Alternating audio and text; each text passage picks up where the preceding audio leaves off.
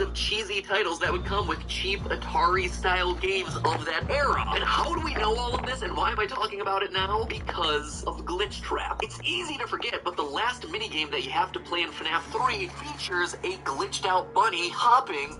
I didn't even mean to put the pun there. Hopping between the various minigames. This is the first appearance of Glitch Trap. It's Afton's spirit trapped inside the circuit boards of these retro games looking for an escape. An escape that doesn't actually get realized until he's scanned into a new modern computer system meant to produce FNAF VR. Now, admittedly, this is a bit confusing when it comes to the timeline. We know Freddy Fazbear's Pizza was founded in 1983, as we see from the VR coins in Help Wanted. In FNAF 1, Phone Guy tells us that the animatronics have been around for 20 years. That puts FNAF 1 in 2003, not 1993 like I previously thought. And based on the official description for FNAF 3, Fazbear's Fright and the discovery of Springtrap all happened 30 years after the closure of Freddy's, making that one roughly 2033. Now, we have no idea when and how Afton got a piece of his soul into the circuit boards, probably via his extreme agony at getting spring locked. Sent from Fazbear Entertainment and scanning the boards as implied by the emails. Are we completely ignored the dead body inside and scanned it? This doesn't seem likely to be. Is Fazbear Entertainment rescuing the board after he was burned to death in FNAF 6? It's just odd. This is why I don't like to talk timeline with this series anymore. For me, the simplest solution here is that William Afton's soul is just in multiple places at once. Split like and circuit boards, and one of those iterations is Glitch Trap. The various games moved until eventually released. But rewinding all the way back to FNAF Special Delivery, there's a separate and related story happening in the secret inbox between Lewis and his fellow employee, Ness. Yes, as in Ness. It's Vanny again, my friends. Here we see a series of emails where Ness is acting weird, and Lewis, IT guy, is honestly acting weirder because he's creeping on Ness. Here's a few highlights from these emails. Hey Ness, it's no big deal, but I wanted to reach out off the radar and remind you about the company policy about personal internet usage. Certain words and phrases trigger red flag reports, so your last warner got automatically sent to me. Basically, anything mentioning torture is gonna raise the alarm. If you have any questions about the policy, let me know. Could even get coffee or something and go over all the words to avoid. And now I've raised my own red flag. Good thing I'm the one who gets the notification. Smiley, Lewis, hey Ness, wanted to see if you're doing okay. I appreciate your taking my advice about red flag search terms. If I thought I'd have to file an incident report on you, I think I'd just have to quit instead. I was a little worried. Maybe something is going on with you. One day you're researching flowers and the migration pattern of bees. Fascinating, right? And the next day you type in, how far can a human being be cut in half before losing consciousness? I figured maybe you're writing a screenplay or something. Always here if you need me. Lewis. Hey, Ness. So the word compliance by itself isn't going to set off any red flags, but the sentence, how to induce compliance in human subjects and how to induce self-compliance did actually get my attention. I mean, the answer might involve chocolate chip cookies. Always works for me. I also found it strange that these were immediately followed by searches that couldn't possibly be relevant answers for you. Did you search for help by itself? Anyway, my offer still stands if you want to go over the company policy. I'm free any day after work. We could grab dinner or coffee if you want, Lewis. Oh, Lewis, when you say stuff like that, it makes me sad. But HR violations aside, these conversations tell us a lot about Vanny's mental state. She's sharing control of herself with Glitch Trap. That's why we get references to her searching the internet for help. It's part of her psyche crying out for anything. Anyone who can save her. Anything that'll provide an escape. It's also why it's so important that Lewis calls out the searches for inducing compliance in human subjects and inducing self-compliance. That is Glitch Trap, searching for a way to gain complete control over Vanny, over her psyche. This further confirms something that we talked about in my last theory on Vanny. In that episode, we talked about how she's a reluctant follower, that Afton isn't in complete control. On Scott's Voices.com page, where he tends to hire out actors for the various vocal roles in the game, Vanny's listing was for a character named Reluctant Follower. So this woman is clearly a devotee, brainwashed or controlled by Afton to an extent, but a part of her is actively fighting back, hesitant to do what he asks, which makes me think that in Security Breach, we may be able to save or redeem. That may help us out with the gameplay. Maybe it's a secret or a true ending condition. That, my friends, is what I believe to be the big twist that awaits us in Security Breach.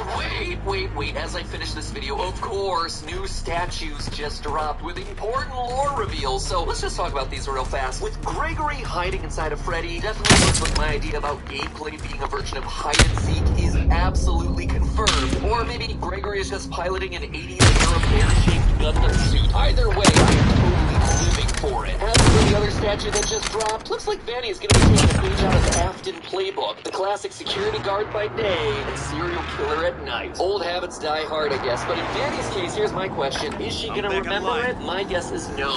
It's going to be a classic case of Jekyll and Hyde. But who knows? I guess we're just going to have to wait and see what it is. I hear that some big things are coming to this franchise before the end of the year. And I'm not just talking about all that cool new merch we dropped, which, as one last reminder, is all available right below this video. But hey, that's just a theory. A game theory. Thanks for watching.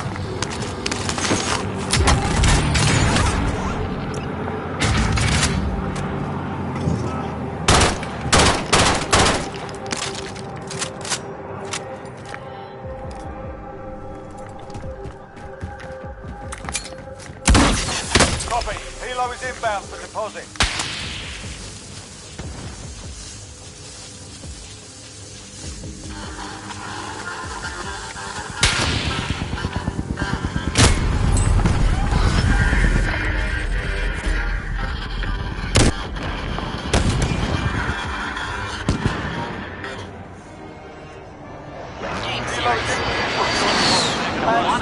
New book series. Oh, come on.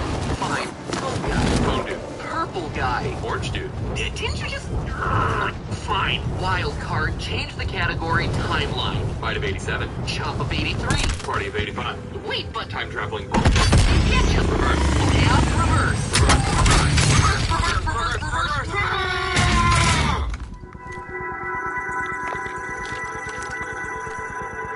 Helo is coming out with deposit. Hello, Internet. Welcome to Cargo is Game secure Theory. Another day, another installment in the FNAF multimedia conglomerate. So, at this point, some people in the FNAF community really hate my guts. Like, bring me through a meat grinder and feed me to a rabid dog animatronic levels of hate. Like, for instance, this comment, and I'll read it exactly as written to stay true to his authorial intent. Quote, as a hard-care FNAF fan, he's an embracement to FNAF.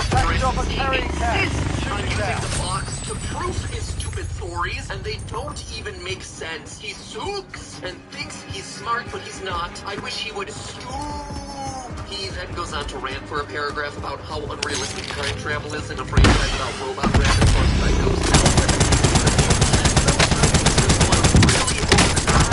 Comment as an example, seeing stuff like this is a bummer, because I don't know if you can tell, but I really do like this franchise, and I see my role in it as a person just connecting ideas or presenting new threads, considering a franchise that at this point is massive and really confusing. But his comment does bring up something that I should probably address at the top of this episode, since it'll be relevant for today. My use of the, how did he put it? The box. My memories. Here's the thing, friends. I think this is something that both sides can use as a reminder. Both my FNAF Theory followers and my FNAF Theory haters. There is a difference between canonicity and continuity. And I think a lot of the times in these sorts of discussions, they get confused with each other. Something being listed as canon just means that it's official. It is one by the person who has overseen the rules of the universe. It is consistent within the boundaries of that fictional world. On the other hand, a continuity, as I'm referring to it here, is a timeline of events. A continuous story thread where one event leads to the next that leads to the next. Take Star Wars as an example. Rey having magic healing powers in Rise of Skywalker, or Leia flying around like Mary Poppins in The Last Jedi. Because they're appearing in official works of the franchise, those powers thereby get the green light as being canonical powers of the Force in the overall Star Wars universe. The problems people have with them, though, is that they don't fit in cleanly with the continuity that was previously established. If forced healing is in fact a thing, then why hasn't it been used to save literally anyone before this point in the series? Tell you what, it would have been really handy for old Qui-Gon Jinn over there in episode 1. Healing is now a canonical force power, which means that the canonicity of certain powers is presenting challenges to the established continuity of events that came before.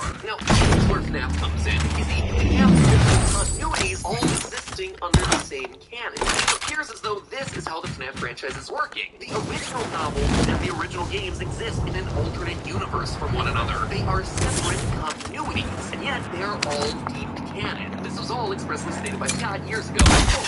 Roger, bird is coming in. That doesn't mean that they're intended to stay together like two puzzle pieces. The book is a reimagining of the Five Nights at Freddy's story, and if you go into it with that mindset, now, what I've been trying to do with my theories, and what I think some people on both sides misunderstand, is that I'm not trying to use the books to solve a continuity. I'm trying to use the books to establish a canon that will then allow us to solve a continuity. The books present us with themes, concepts, characters, and motivations in one continuity that can then inform our understanding of a separate continuity. Or, at the very least, give us questions that we can ask of that continuity. Charlie, being a robot in the book, tells us that in the canon of the Five Nights world, passable humanoid robots can actually be a thing. So are there any characters in the games who this may or may not apply to? I don't know, but it's a question that we owe it to ourselves to ask because it's been established to be canon in this franchise. Do we know what these little pins are on babies' design here in the game?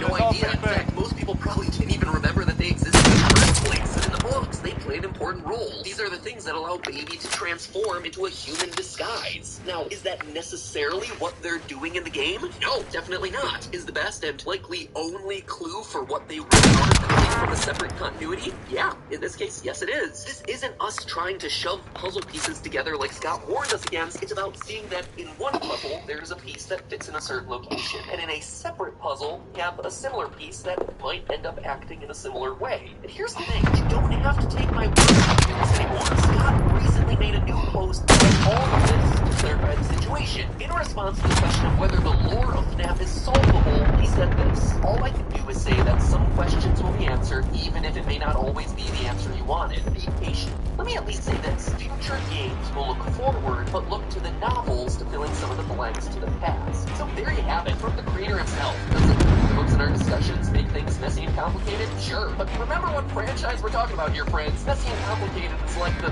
formal first name that Five Nights at Freddy's never uses. Call it McNaff. Messy, complicated Five Nights at Freddy's. The long and short of it is that when it comes to this franchise, we as theorists always have to be discerning over what clues are helpful and which ones are just herrings. This is no different now. Back when we only had games, we did it with a number of Foxy Toads and Freddy buttons. Did a missing button sometimes yes, sometimes no. Now we just have to do it with time-traveling particles and sound and vision beasts. And here's the last thing I'm gonna say on the issue, and hopefully it's the last time that I have to talk about it. At this point, where there's soon to be more books than there are games in this franchise, take a minute to wrap your head around that one.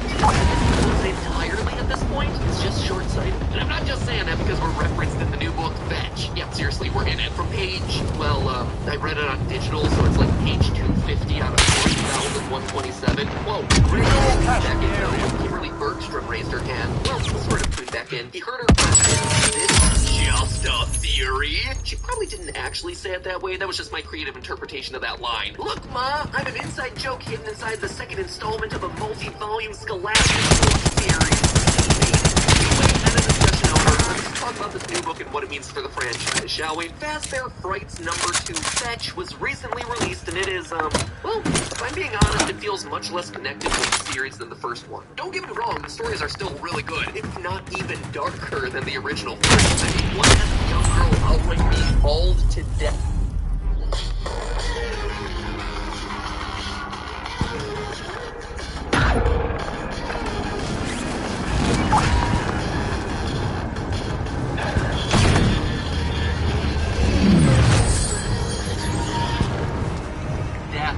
In a sheet while she lays there dying, so pretty intense stuff, but the connections to the main lore are a bit shakier this time around. I mean, the first book, Into the Pit, featured cameo performances by Golden Bonnie, Baby, Funtime Freddy, the Missing Children's Choir, and more. This one, meanwhile, introduces us to a lot of new things. A smartphone-powered animatronic dog named Fetch, tiny free-roaming versions of Freddy Fazbear called Lonely Freddies. We do get some quality time with Plushtrap, but, you know, it's Plushtrap. Like the D-stringer in the FNAF canon alongside the Biddy Bath or the Endoskeleton Mountain 2. Is that a lot of the run barely squeaked into Ultimate Custom Night as is. I'm just saying here, guys. Anyway, let's walk through these 3 new horror stories and what they mean for the franchise, shall we? Story number 1, Fetch. Greg is and 0 Greg feels compelled to explore the old abandoned Freddy's restaurant where he discovers Fetch, a fearsome animatronic dog with sharp teeth and an even sharper understanding of texting lingo. Quote, how long has this place been empty? Greg asked. Fetch looks like he's older than my dad, but smartphones haven't been around that long. End quote. After getting scared out of the pizzeria, the dog goes on to finish whatever Greg wants with increasingly disastrous results. Killing the dog, ripping the dog's finger off, and eventually retrieving his full crush in the worst way possible. It's actually a pretty simple story, but there are 2 big things to call out about it. First, it continues a theme that we're starting to see develop in these books. Kids are being drawn to these restaurants. It's never explained in the story, but Greg feels compelled to go to Freddy's by some unseen force. This might be what he's felt in the field. Hilo is in position for your deposit. And again, as later in the chapter, Greg was afraid he might not have gotten what he was there for, had he done what he was meant to do. And now character to have some sort of psychic connection to these restaurants. As I talked about in our last theory, Oswald from End to End can be the Enemy exact soldier same thing, incoming. where he inexplicably found himself drawing horrific animatronic monsters without ever knowing about Freddy's to begin with. It's also worth noting that both are the first stories of their respective books. It'll be interesting to see whether this trend holds in future installments. The second important part of the story, though, is that it clearly establishes Freddy's as a place where technology is advanced far beyond where the rest of society is. As I read in that earlier quote, Fetch can connect to smart devices like cell phones despite being older than the kid's parents. The reason I call this out is that in theory crafting for this franchise, I've seen a lot of theorists use more modern, sleeker designs than Funtime animatronics to put them later in timelines. But it seems like the story is telling us that those sorts of details don't matter. Freddy's is and will always be fantastically ahead of the curve when it comes to technology, especially technology for kidnapping small children. There was a bit more in that story about random event generators and plants/machines being able to read our minds and summoning stuff to you via mental focus, but I can't quite think of how it's important to any of the actual overarching narratives for the franchise, so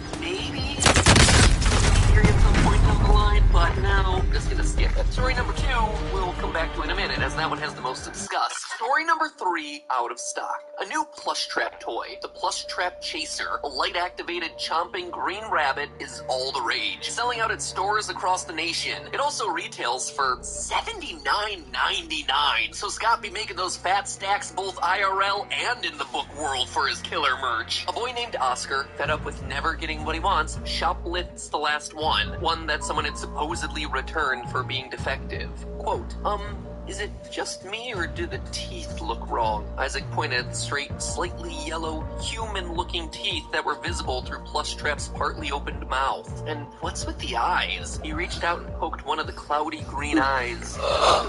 He whipped his hand back and flicked his finger. Squishy, end quote. After a few days of it doing nothing, the Plush Trap suddenly activates and terrorizes Oscar and his friends, chomping through the house's doors and garages just trying to bite them. Their only protection is that Plush Trap freezes in the light. Quote again, he was turning the box over and over in his hands, and there in bold letters was a critical detail. Walks in the dark, freezes in the light, end quote. A few hours and a comedic number of faulty flashlights later, the boys destroy the monster at last by luring it in front of an oncoming train. A few things to call out here in this story. First and most obviously, it explains Plush Trap's behavior in FNAF 4. He really is just a haunted toy that goes on a rampage and is stopped by the power of flashlights. So it's cool to make that lore connection with Plush Trap's original minigame. We also know, based on the story, that Plush Trap apparently has the ability to mimic voices. He has a speaker system built in under his fur and is able to mimic the voices of Oscar's mother and friends. Now, this is a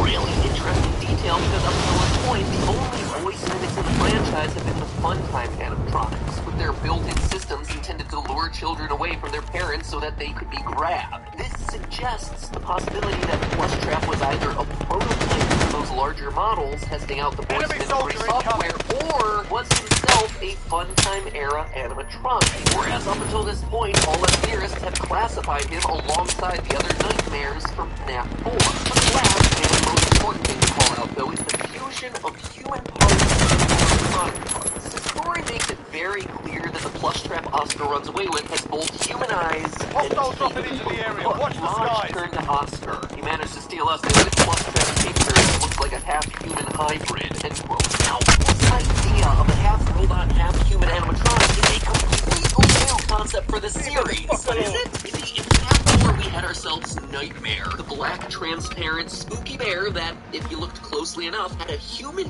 brain in its head as a part of its design. A detail that pretty much all of us dismiss. I mean, all of us glossed over Nightmare in general is just like the embodiment of death. Games Grim Reaper as the time child slowly flatlines in his hospital bed, or, just a pigment of the boy's haunted imagination. But in this context from Fazbear Fright, could Nightmare have actually been a real Battle experiment? Royale. Was William Afton in his advised, quest gas for is immortality, closing in. or Proceed to the Henry in safe his zone. quest for more lifelike robots, testing the human brain's ability to survive in and operate in animatronic bodies? This would make Nightmare the literal Frankenstein's monster for family entertainment dining. I say that jokingly, it's also something that appears in the Curse of Dreadbear DLC for FNAF Tell Wanted, where we actively program a brain and insert it into Dreadbear's head before Hand Unit tells us Alright, this. lads, let's get it done.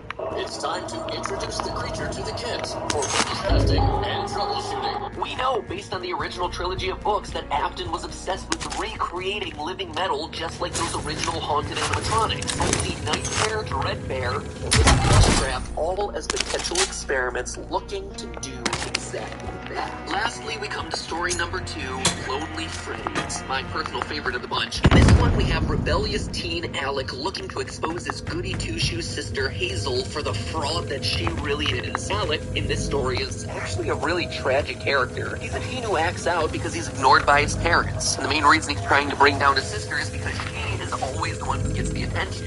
Two of them.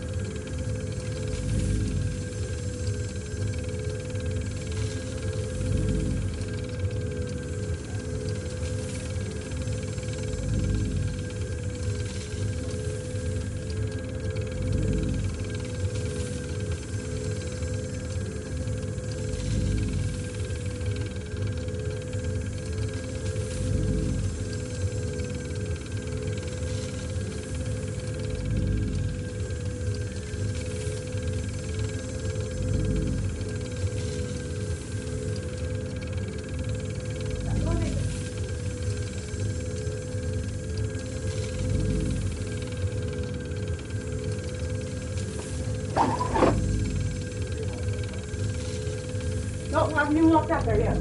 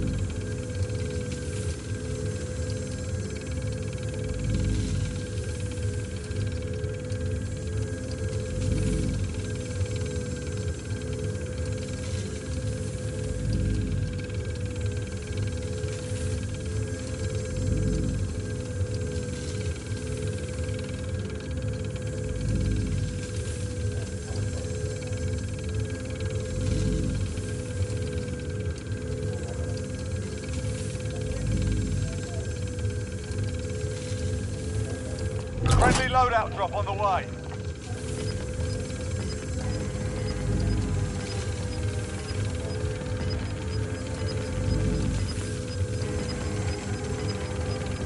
Gas is closing in. Relocating the safe zone.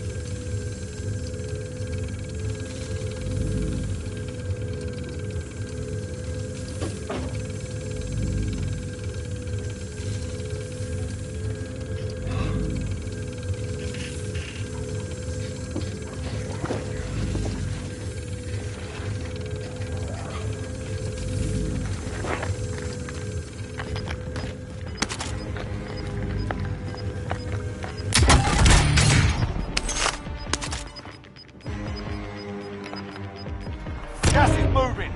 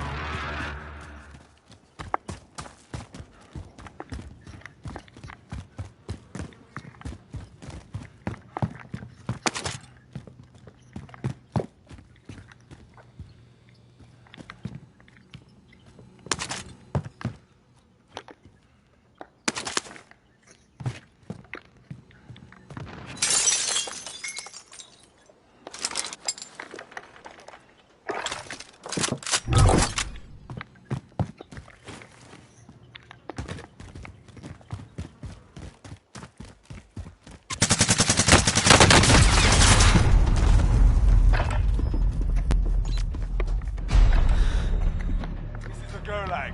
Survive and you can redeploy.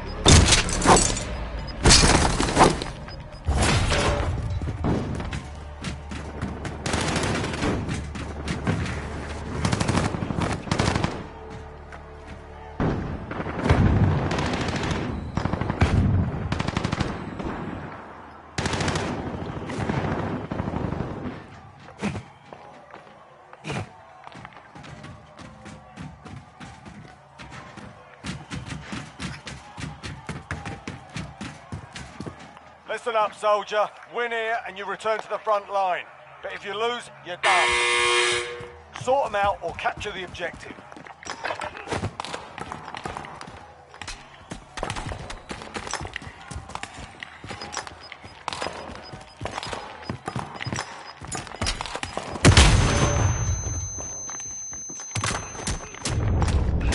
Looking a little worse for wear. You're heading back to base.